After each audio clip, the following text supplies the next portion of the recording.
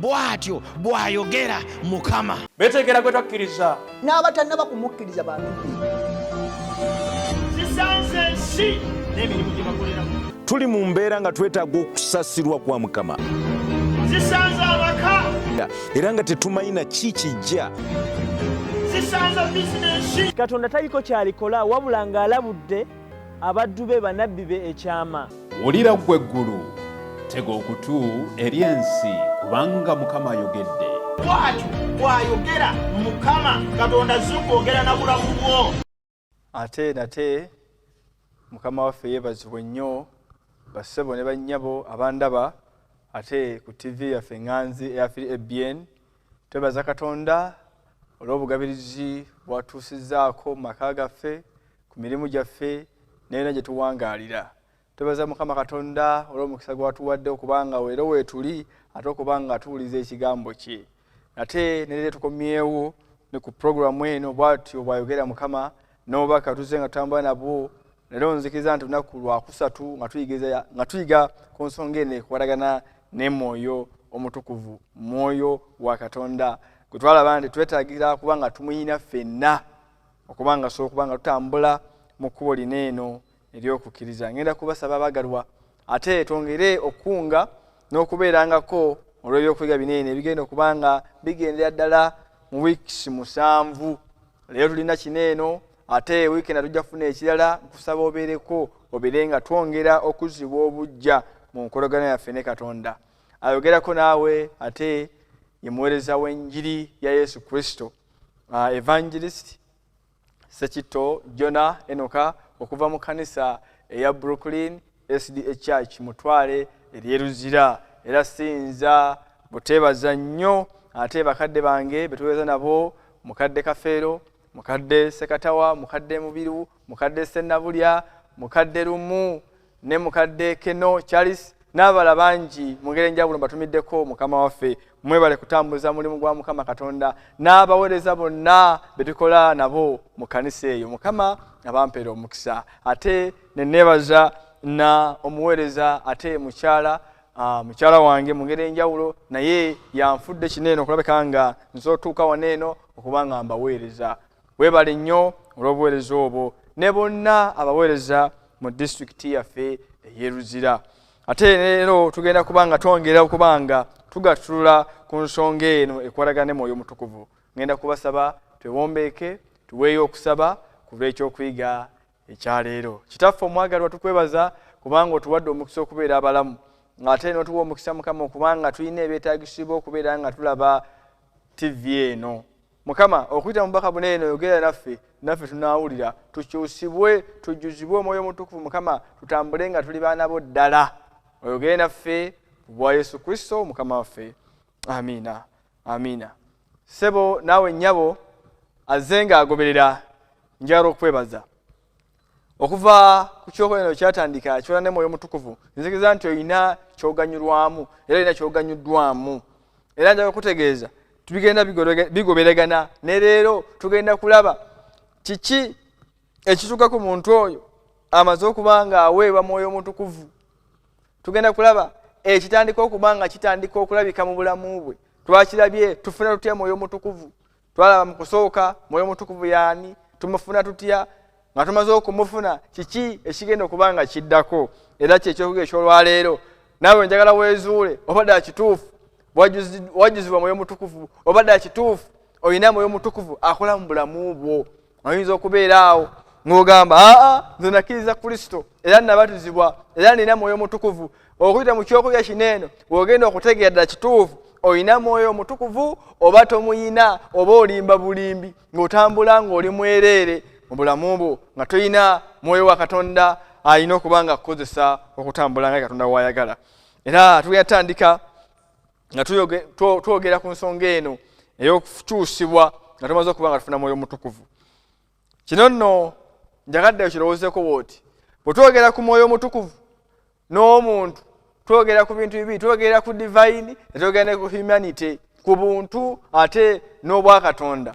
Obanga ofunye Mwoyo Mutukuvu wabeerawo combination ey'obutukuvu bwa Katonda awamu neggwe humanity omwonoonyi. Okwata omwoyo omutukuvu n'ajja mu ggwe omwonoonyi, okwata humanity n'ogigattagana ne holiness oba divine, kyekibeerawo, kyekituukawo. Tetugenda okuba nga tulaba kyekituukawo ng'omuntu oyo amaze okuba nga afuna mwoyo omutukuvu. Mu kitabo kya Luka waliwo ekyaliwo. Mwoyo omutukuvu ono weyajja ne yeegatta nekiyitibwa humanity oba omuntu. Era mu kitabo ekyo tulabira maama wa Yesu Mariyamu nga ategeezebwa obubaka okuva eri Katonda kuyita mu malayika.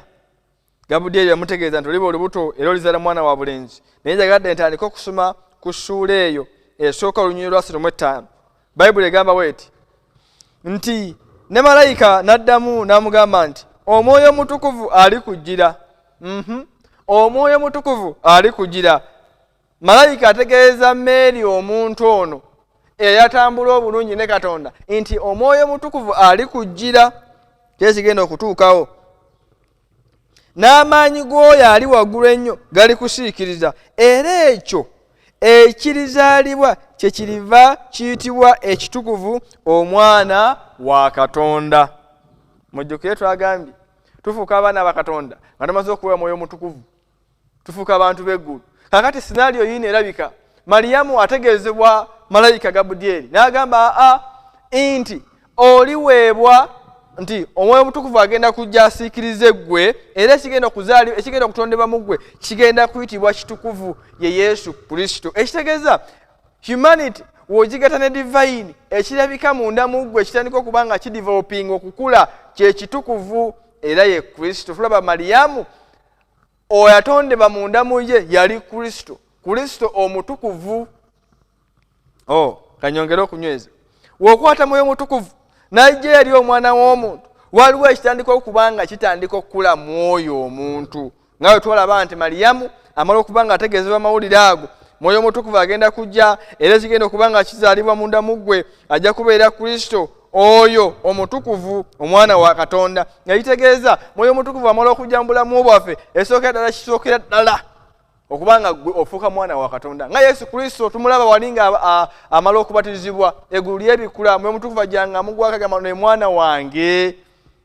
Otandika okuba nga oyitibwa omwana wa Katonda, otandika okuba nga oyitibwa ekitonde ekijja, otandika okuba nga oyitibwa matiriyo y'eggulu, olekerawo okuba nga obeera wa bulijjo, kyekituukawo.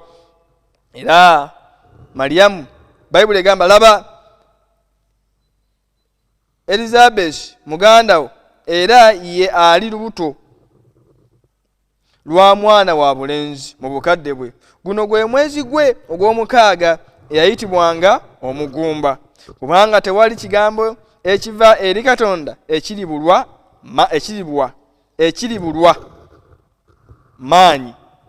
Mariyamu n'agamba nti laba nze ndi muzaana wa Mukama, kibe ku nze nga bw'ogambye. Awo malayika n'ava gy'ali. Weetegereze, Mariyamu ng'amaze okutegeezebwa okubeera olubuto, ensonga eriwo wano eno Mariyamu yakkiriza. Twalabye eri ensonga emu okufuna mwoyo omutukuvu, tulina okuba abawulize, tulina okuba nga tussamu ekitiibwa ebigambo bitugambiddwa eby'obwa Katonda. Mariyamu yategeezebwa nti ojja kubeera lubuto, n'akkiriza era ne kibeera bwe kityo. Tulaba nti mwoyo omutukuvu amala ajja, tutandika okulaba okukulibwa kwa Yesu Kristo mu bulamu bwani mu lubuto lwa Mariyamu. Kizze eriffe amaze okuba nga tufuna Yesu Kristo, tumaze okuba nga tufuna mwoyo omutukuvu. Mwoyo omutukuvu amala okujja mu ffe, waliwo empisa, waliwo obutondo obutandika okuba nga bukula mu ggwe nange. Nga Mariyamu bwe yafuna mwoyo omutukuvu yamusiikiriza, obwa Katonda bonna bonna ne bujja eriye, era ekyakulibwa ekyandika okuba nga kikulibwa mu bulamu bwe yali Kristo. Naffe kikkirizibwa oba kikakasibwa nti otufuna mwoyo omutukuvu, waliwo Kristo ajja mu bulamu bwaffe, yandika okuba nga akula mu bulamu bwaffe. Obulamu buno bw'obadde olina bulekerawo okubeera nga bubwo, oba nno obwa Kristo noleka okuba nga bukula mwani mu ggwe. Kristo atandika okukula mu ggwe. Kino kitegeeza nti omwoyo omutukuvu atuyamba okweyisa ddala nga Kristo.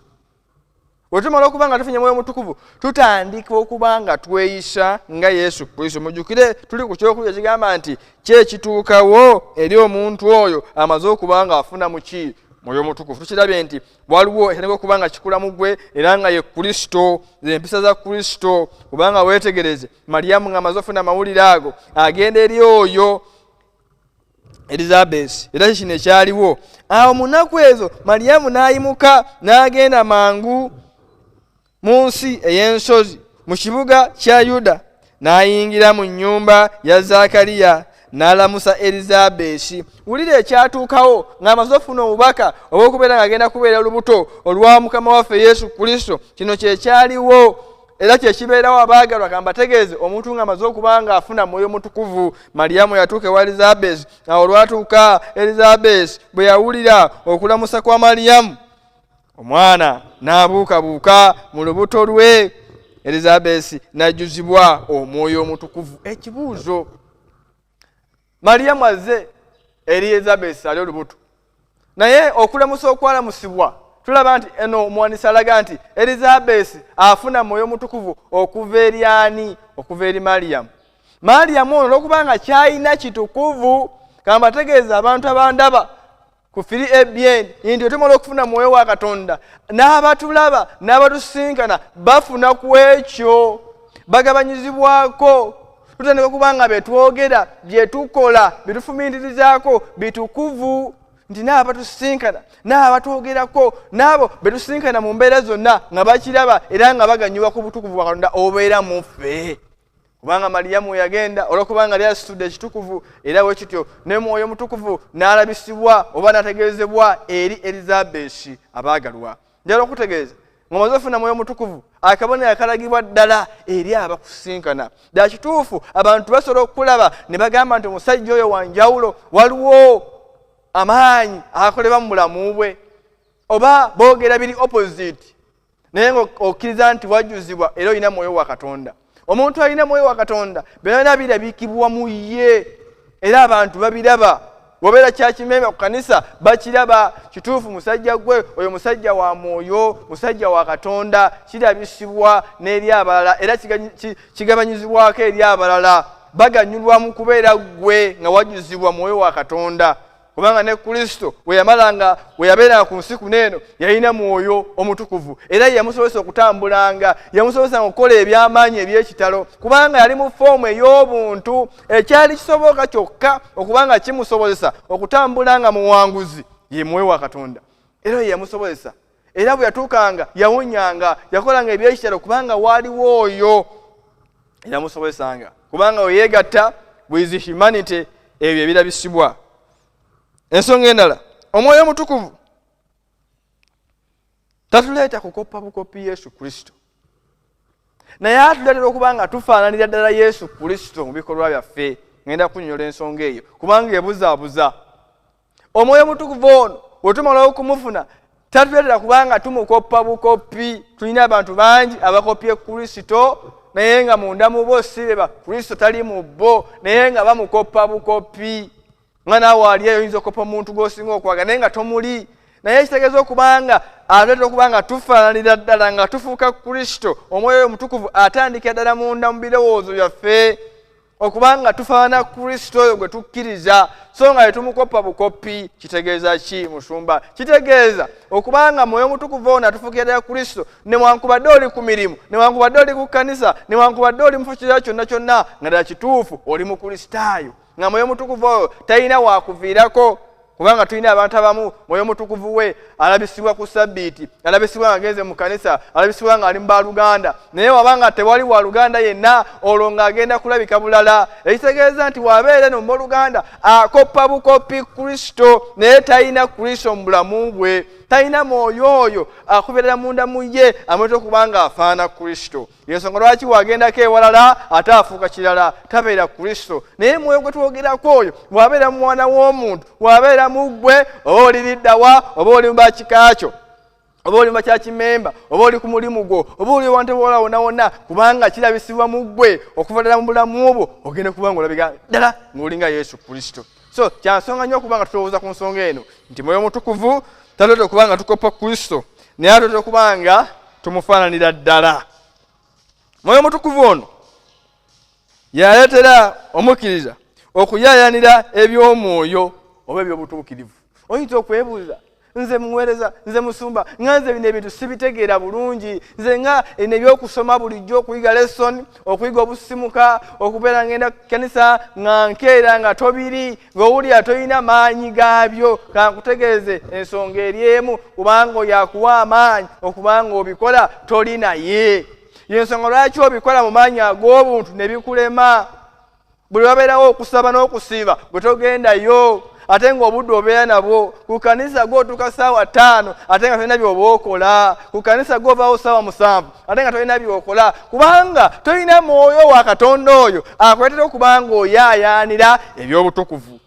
Naye Kristo yali ku nsi kuno eno, buli kikolwa kye kyagendanga kiyungagana n'ebyeggulu byali bya butuukirivu, kubanga Mwoyo Mutukuvu yamukozesanga okubanga ebyo byakola ng'ebyeggulu. Naye twesanze ennaku nnyingi, ennaku zino abaagalwa, abantu tebalina kweyaanira kwa byakuyiga bya Katonda, tebalina kweyaanira kwa butukuvu, tebalina kweyaanira eri ekigambo kya Katonda. Twesanze nga twekolera byaffe, kubanga ekyo ekituleetera okuba amaanyi ago obusobozi okuba nga tubikola tetumuyina. Tuli empty, tukola byaffe, tutambulira mu magezi gaffe, tambulira mu birowoozo byaffe. Ennaku zino eno enkiiko nnyingi ezikolebwa mu makuŋŋaaniro ag'enjawulo nolaba nga tewali mwoyo wa Katonda alungamya, ng'abantu batambulira ku birowoozo byabwe, ku ntegeera zaabwe. Era nomaliza ng'olukiiko terubaddeemu na nteekateeka y'abantu kwetoola mu bwakabaka bwa Katonda. Nowesanga bonna okudda mu kudisikasinga enkiiko zonna, tumaliza nga ebirowoozo byaffe byonna bikoma ku nsi, kubanga mwoyo oyo asoose okubanga tulowooza eby'eggulu tali mu bulamu bwaffe. Tulabye nti Mwoyo Mutukuvu ono atusindiikiriza, atuleetera okubanga tulowooza, tuyaayaanira eby'obutuukirivu, okugeza okubuulira enjiri. Tuli mu mulimu guno okubuulira enjiri, naye twesanze abantu bangi bwe tukakubuulira njiri bagikuba omugongo. Abantu tebaagala kufuluma bweru kutegeeza abantu mawulire malungi akwata ku Yesu Kristo. Naye lwaki kiriwo ekityo? Kubanga baganya okufuna Mwoyo Mutukuvu oyo yatusindiikiriza twekolebeka nga nnyimira n'enjogera ku Yesu Kristo, kubanga waliwo oyo ali mu nze yaleetera ekyo okubanga kikolebwa. Naye togenda kubuulira njiri mu maanyi go, togenda kikola. Yensonga lwaki abayigize 12 Yesu Kristo abagamba ebigambo bino eno mu kitabo ky'Ebikola by'Abatume essuula esooka njala kubagirayo sinaali eno. Yesu Kristo agenda mu ggulu, abayigize bamugamba ebigambo bino eno. Awo Bikola by'Abatume essuula 1 olunyolo olwokuna nti awo baakuŋŋaana nabo n'abalagira baleme okuva mu Yerusaalemi, naye baalindirira okusuubiza kwa kitaawe kwe baawulira gyali, kubanga Yokaana yabatiza n'amazzi, naye mmwe muliweebwa Omwoyo Omutukuvu mu nnaku si nnyingi. Awo bwe baakuŋŋaana ne bamubuuza nga bagamba nti, Mukama waffe, mu biro bino mwonokomezaawo obwakabaka eri Isirayiri? Kyali kibuuzo nga babuuza Yesu Kristo. Yesu Kristo n'abaddamu n'abagamba nti si kwammwe okumanya entuuko newankubadde ebiro kitaffe bye yateekateeka mu buyinza bwe ye. Naye wulira olunyiriro olw'omunaana lwe lumpa essuubi. Nze ebyokwenda kwa Mukama waffe Yesu Kristo mugamba ebyo si byakwammwe, kubanga ye yamanyi kitaffe. Naye kino kye mulina okubanga mutegeera. Naye nga kinyagala okutegeeza musajja gwe naye mukazi gwe omubulizi w'enjiri omwana wa Katonda kyolina okubanga weesibako. Naye muliweebwa amaanyi Omwoyo Omutukuvu bw'alimala okujja ku mmwe, nammwe munaabanga abajulirwa bange mu Yerusaalemi ne mu Buyudaaya bonna ne mu Samaliya n'okutuusa ku nkomerero y'ensi. Temweraliikirira, Mwoyo Mutukuvu agenda kubawa amaanyi. Abayigirizwa abatume baneeno baali babuddemu amaanyi nga balowooza okudda kwa Mukama waffe Yesu Kristo kwa wiikisi 2 ajja abeere nga atwala obufuzi, abeere nga abakulembe. N'abagamba ebyo si byammwe, naye kino kirina okuba nga mutegeera, mubeere nga mulindirira, mwegayirire Mukama abawe Mwoyo Mutukuvu oyo agenda okubategeeza byonna. Era kambategeeze, Mwoyo Mutukuvu oyo yajja kuba n'abasajja bakola ebintu eby'amaanyi. To an extent bayogera n'ennimi ze baali batayogerangako naye nga zitegeerwa abaaliwo. nti Mwoyo Mutukuvu wajja mu bulamu bwo waliwo amaanyi amakusike g'oba oyina naye lw'okubanga tannakumukkiriza ne gabeera nga galiwo nga togakozesa. Mulimu abantu bangi oyinza okuba ng'ondaba ng'olina ekirabo ekyokubuulira naye nga nawe kubanga okkiriza Mwoyo Mutukuvu okukozesa togenda kubikola. Waliwo abasajja ab'amaanyi, abakyala ab'amaanyi abalina ebitone talanta Mukama z'abawadde mu bo naye nga tezinaba kubanga zivaayo kubanga tebalina kukkiriza Mwoyo wa Katonda kubakozesa mu maanyi ge. Kale nkusaba Mwoyo Mutukuvu omukkirize nti akusobozesa okuba ng'oyaayanira okukola ebyo eby'obutukuvu, era yatusindikiza okuba nga tuyiga ekigambo kya Katonda Bayibuli. Kamba tegeeze n'okusoma busomi Bayibuli Mwoyo Mutukuvu alina kubanga waali okusindikiza okuba ng'osoma, abeere nga akuteekamu embeera eyo eyaayanira okuba ng'oyiga ekigambo kya Katonda. Nze bwe nsoma Bayibuli nsumagira musumba, nze bwe nsoma Bayibuli ate mpulira nga nafuye. Oyo sitaani takukkiriza naye kankubulire Mwoyo Mutukuvu wabeerawo osoma Bayibuli n'owulira ng'onyumirwa nga weetaaga okuba ng'oyiga. Ekigambo kya Mukama wulira ng'ayogera naawe kubanga wabeerawo Mwoyo oyo abeera mu ggwe akusobozesa. Mwoyo Mutukuvu ono y'omu atusobozesa okuba nga tugenda mu kusaba nga twewonga mu maaso ga Mukama kubanga abeera mu ffe era atusindikiza okuba nga twagala ebyo eby'obutuukirivu omuli n'okusaba. Atuyamba okutulaga ebituufu era n'atugamba okussa essiira ku by'omugaso. Oyo Mwoyo Mutukuvu ng'amaze okujja mu bulamu bwo kankutegeeze oyinza okubeera ng'oli awo nga bulijjo amaanyi go ogateekako ebitali bya mugaso, naye kankutegeeze Mwoyo Mutukuvu amala okujja mu bulamu bwo essira otandika liteeka ku byaki, ku bya mugaso. Nga mu kanisa yaffe eno mulimu eby'omugaso birina okuba nga tukolera ddala, naye olw'okuba nti abantu tebalina Mwoyo Mutukuvu beesanze emirundi mingi ng'amaanyi bagateeka ku bintu ebitali bya mugaso. Naye kankutegeeze Mwoyo Mutukuvu wabeera mu ggwe, wabeera mu nze, otandika okuba nga amaanyi go obulamu bwo obuteeka ku byo eby'omugaso, era nga ekisinga ku ebyo kwe kuba nga weeteekateeka olw'okuddako kwa Mukama waffe Yesu Kristo mulundi ogwokubiri. Otandika okuba nga oyaayanira amaanyi go nga gateeka kweteekateeka kubanga ekyo Mwoyo Mutukuvu yakikola. Mwoyo Mutukuvu ono yatusobozesa okukyusa okukyawa eby'ensi era yajjuza ebirowoozo byaffe n'okuyaayana okw'eggulu kubanga tuwangalira mu nsi muno abaagalwa tulina ebisikiriza bingi mu nsi muno eno kankutegeeze. Naye Mwoyo Mutukuvu ng'amaze okujja mu bulamu bwo, ng'amaze okujja mu bulamu bwange ndekerawo kubanga njaayaanira nga nina okulunkanira eby'ensi bino eno kubanga ye alina byonna eby'eggulu. Watandika okubanga bw'abeera ng'ali mu bulamu bwange tandika okubanga njaayaanira ebyo eby'obwakabaka obw'omu ggulu. Ndekerawo kubanga ndekerawo okubeera nga ndi mu stress ez'okulunkanira bino ebyaki eby'oku nsi. Nga kya mugaso nnyo omwagalwa, nga kya nsonga nnyo okubanga okkiriza Mwoyo Mutukuvu abeere mu bulamu bwo. Mwoyo Mutukuvu ono atuwa amaanyi ag'enjawulo ne tusobola okuwangula ebikemo. Yatuwa amaanyi nti ebikemo n'ebijja ne tubeera bawanguzi. Kambategeeze ku lulwo tolina ky'osobola, ku lwange sirina kyensobola, naye ku lwa Mwoyo Mutukuvu oyo abeera mu baana b'abantu oyo yatusobozesa okuba nga tutambula nga tuwangula ebikemo. Sitaani bingi byatutega mu bulamu bwaffe bwa bulijjo. Oli mu luvu, oli mu kumpanya, oli mubbi, ng'owulira ensonga eyo efuukidde ekizibu mu bulamu bwo, weegayirire Mukama akujjuze Mwoyo Mutukuvu oyo agenda kukyayisa embeera zonna enzibu. Kubanga tubalabyeko abaali ababbi, abaali abazibu ddala, naye bamala okwenenya ne bakkiriza Yesu Kristo ne babatizibwa ne baweebwa Omwoyo Mutukuvu bakyusibwa. Bakyawa byonna ebikolwa ebikadde batambulirangamu era batandika okuba nga batambula mu kkubo eggolokofu. Naawe nkusaba era nga nkuyita okubanga okkiriza Mwoyo Mutukuvu oyo abeere mu bulamu bwo, afuge obulamu bwo, otambule ng'ekigambo kya Mukama bwe kiri.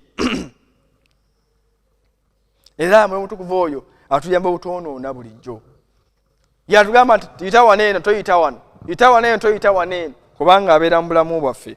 Mwoyo Mutukuvu oyo nga tumaliriza abaagalwa atuyamba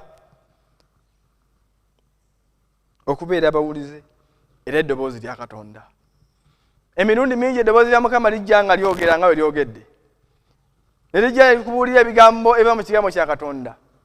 ne bakubuulirira ku nsonga ey'amazima, ne bakubuulirira ku bintu byotalina kubanga okola. Mukama n'ayogera naawe okuyita mu babuulizi ab'enjawulo. Naye kankubuulire, olw'okubanga wagaana okubanga okkiriza Mwoyo Mutukuvu okukola mu bulamu bwo, togenda kusobola kuyimirira kubeera muwulize. Naye Mwoyo Mutukuvu ono abo bonna abamuyina babeera bakkakkamu, babeera bawulize.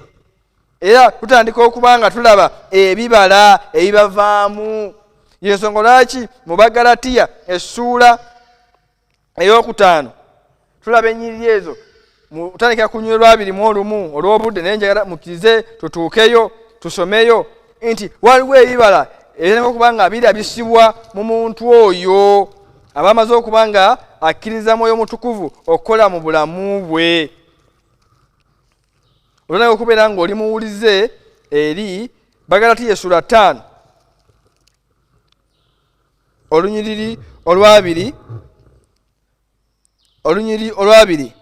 tandike ku lunyiriri 18 nti naye bwe muluŋŋamizibwa Omwoyo nga temufaananyizibwa nga temufugibwa mateeka, naye ebikola eby'omubiri bya lwatu bye bino: obwenzi.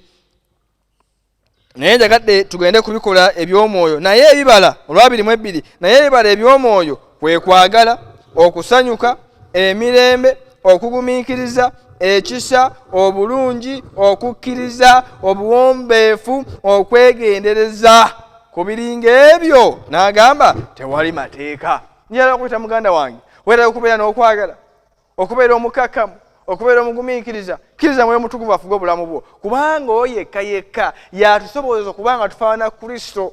Kristo yali muwombeefu, yali mukakkamu, yali muwulize eri ebiragiro bya Katonda, yali muwulize eri amateeka ga Katonda waffe ow'omuggulu. Naawe muganda wange omwagalwa, oyinza okuba ng'ozze ng'owulira ebiragiro bya Katonda naye nga oli munafu nnyo okubiteekesa mu nkola. Kankutegeeze, weegayirire Mukama Katonda akujjuze Mwoyo Omutukuvu yagenda okukusobozesa okubanga obitambuliramu. Ogenda kubeera muwulize obanga olina Mwoyo wa Katonda.